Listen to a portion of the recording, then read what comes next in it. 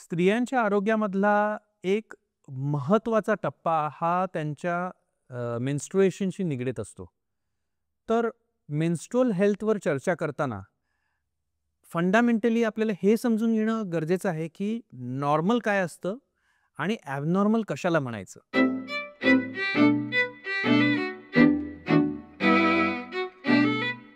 तुम्ही काय सांगाल? सो नॉर्मली जर आपण बघितलं तर नॉर्मल पिरियड साधारण एक 2 ते 5 दिवसांपर्यंत चालतो आणि साधारण 28 टू 30 डेजमध्ये रिपीट होतो. पण असाच पॅटर्न प्रत्येकाचा असेल असं काही नाही. सो जेव्हा एखाद्या मुलीला पहिल्यांदा पिरियड्स येतात, त्यावेळेला त्याच्यानंतर एक 4-5 वर्ष मे बी पिरियड्स इरेग्युलर असतात आणि मग पिरियड नॉर्मल व्हायला चालू होतात. म्हणजे तिचा पॅटर्न हा एस्टॅब्लिश होतो. सो तो जर पॅटर्न तिचा मेंटेन राहिला, तर that means her periods are normal. आणि त्याच्यामध्ये जर काही व्हेरिएशन झालं, तर मग पिरियडमध्ये काहीतरी बदल घडतायत. आता साधारण वर्षभरामध्ये 12 पिरियड येत असतात.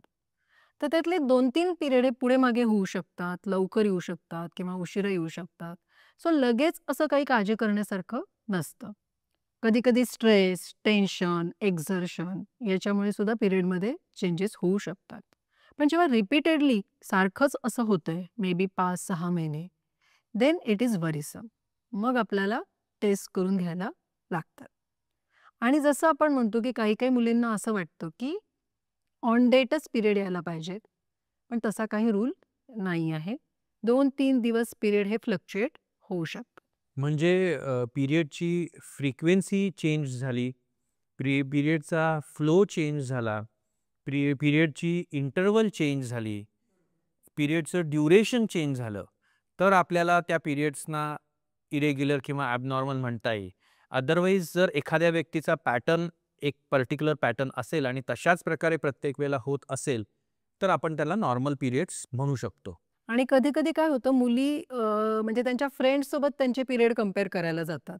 आणि त्यावेळेला त्यांना असं वाटतं, की अरे मला कमी फ्लो होतोय, हिला जास्त फ्लो होतोय. मग मला जास्त फ्लो का नाही होतंय? माझं आतमध्ये साचून राहतंय का? किंवा काय प्रॉब्लेम होतोय? आणि ते आतमध्ये साचल्यामुळे माझी बेली वाढायला लागलेली आहे. सो तसं खरंच नसतं. तर बेली ही जी वाढत असते ती मे बी फॅटमुळेच वाढत असते. आणि जेवढा आतमध्ये एंडोमेट्रियमचा लेयर तयार होतो, तेवढंच ते बाहेर येतं. त्यामुळे कमी लेयर जर तयार झाला, तर कमी बाहेर येणार. जास्त झाला तर जास्त बाहेर येणार. सो असं कंपॅरिझन दुसऱ्यांसोबत करणं चुकीचं आहे. तर स्वतःच्याच पिरियडबरोबर कंपॅरिझन करणं हे महत्त्वाचं आहे. काही-काही जणांना पिरियडच्या दरम्यान पेन होतो. तर पिरियडच्या दरम्यान पेन होणं नॉर्मल आहे का? आणि कुठला पिरियडच्या दरम्यान होणारा पेन हा आपण काळजीचा कन्सिडर करायचा किंवा त्याच्यात एंडोमेट्रियोसिस सारखा त्रास असेल हे समजायचं. हे कसं कळतं? सो पिरियडच्या वेळेला पेन होणं हे खूप कॉमन सिम्प्टम आहे आणि that is called as dysmenorrhea. आणि जर आपण 100 मुली घेतल्या, तर त्यातल्या 95 मुलींना पिरियडच्या वेळेला पेन होतातच. सो त्याच्यात असं काळजी करण्यासारखं काहीच नसतं. जसं वय वाढतं तसं ते पेन कमी-कमी होतं आणि एखादी डिलिव्हरी झाल्यानंतर तर मग ते ॲब्सोल्युटली जातंच. सो अगेन आता जर पिरियडच्या वेळेला जे पेन होतंय, ते जर वाढत चाललंय तुमचं, की तुमचं नॉर्मल पेन तुम्हाला माहिती आहे, की तुम्हाला मे बी 1 गोळी घ्यायला लागते, 2 गोळ्या घ्यायला लागतायत. पण सडनली पेन खूप सिव्हिअर झालंय, की जे तुम्ही टॉलरेट नाही करू शकत आहे किंवा तुम्हाला 3 वेळा, 4 वेळा टॅब्लेट्स घ्यायला लागतायत. That is called as progressive dysmenorrhea. म्हणजे की जो वाढत जातो, जे पेन वाढत जातं, that is a very classical feature of endometriosis. So अशा वेळेला मग ते आपल्याला इन्व्हेस्टिगेट करायला लागतं. त्यामुळे पेनची सिव्हिअरिटी किती आहे, हे महत्त्वाचं आहे. करेक्ट. तसंच जसं पेनच्या सिव्हिअरिटीबद्दल आपण म्हणतोय, तसंच पिरियडच्या फ्रिक्वेन्सीबद्दल सुद्धा काही आपण कमेंट करू शकू का? की समजा पिरियडची फ्रिक्वेन्सी चेंज होत असेल, तर त्याला आपण ॲबनॉर्मल पिरियड म्हणू का? हो, निश्चित म्हणू आपण त्याला. पण ते पण मी जसं म्हणाले, की वर्षभरामध्ये साधारण आता एखाद्या मुलीचे 12 पिरियड्स येत असतील, तर 2-3 पिरियडची फ्रिक्वेन्सी चेंज झाली, तर दॅट इज फाईन. पण सततच चेंज होतंय, तर that means something is abnormal. मग त्यावेळेला आपल्याला इन्व्हेस्टिगेट करून PCOD वगैरे असे काही प्रॉब्लेम्स आहेत का, हे बघायला लागतं. तुम्ही अतिशय महत्त्वाच्या मुद्द्याला हात घातलेला आहे. माझ्या मते आजच्या युगातला हा अतिशय हॉट टॉपिक आहे. तो म्हणजे PCOD किंवा PCOS. थोडंसं आम्हाला सोप्या शब्दात सांगू शकाल का, की नेमकं PCOD किंवा PCOS म्हणजे काय आणि त्याची ट्रीटमेंट काय असते? येस. सो PCOD आपण पहिले त्याला PCOD म्हणत होतो, म्हणजे पॉलिसिस्टिक ओव्हरी डिसीज, आणि आत्ता आपण त्याला PCOS, पॉलिसिस्टिक ओव्हॅरियन सिंड्रोम असं म्हणतो. तर याच्यामध्ये काय होतं, की ओव्हरीज ज्या असतात they become bulky and there are small multiple cyst in the ovary, म्हणजे छोटे छोटे असे पाण्याचे गाठी तयार होतात ओव्हरीमध्ये, आणि हार्मोनल इम्बॅलन्स होऊन पिरियडमध्ये इरेग्युलरिटीज येतात.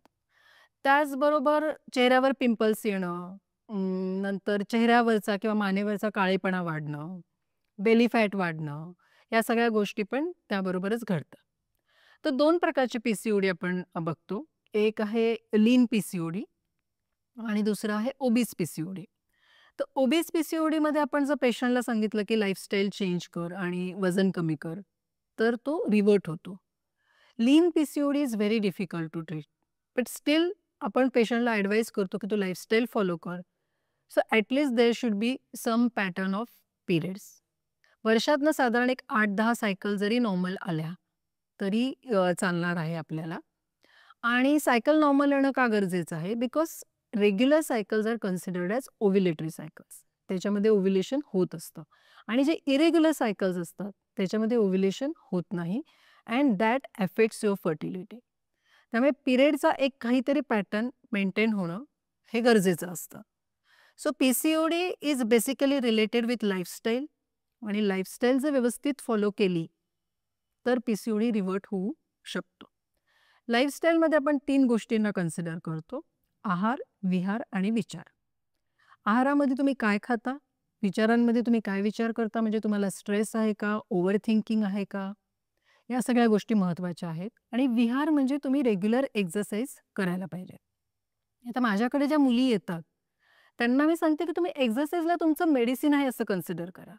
सपोज मी तुला 1 महिन्याचा गोळ्यांचा कोर्स दिला, तर तू घेशील का? तर ती म्हणते, हो मी घेईन तुम्ही सांगितल्यामुळे. So you consider exercise as your medicine, आणि तसा डेली तू एक्सरसाइजचा जर डोस घेतलास तर तुझे पिरियड्स हे रेग्युलरच राहणार आहे. सो त्यासाठी लाईफस्टाईल फॉलो करणं गरजेचं असतं.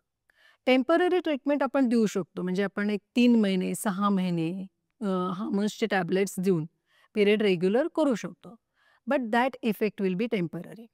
त्यामुळे लाईफस्टाईल फॉलो करणं याला कुठलाही अल्टरनेटिव्ह नाही आहे.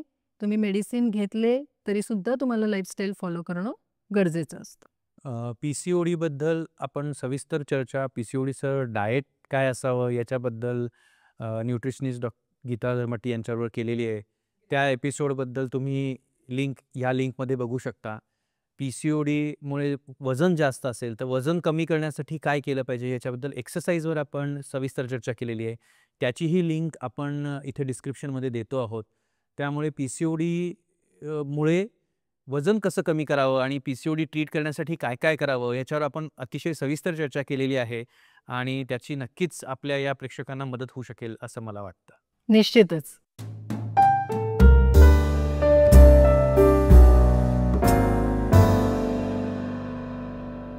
आजचा व्हिडिओ पाहिल्याबद्दल खूप खूप धन्यवाद. तुमच्याकडे काही प्रश्न असतील तर कमेंटमध्ये नक्की विचारा. तुम्हाला हा व्हिडिओ आवडला असेल, उपयोगी वाटला असेल तर नक्की लाईक करा, शेअर करा आणि सबस्क्राईब करा.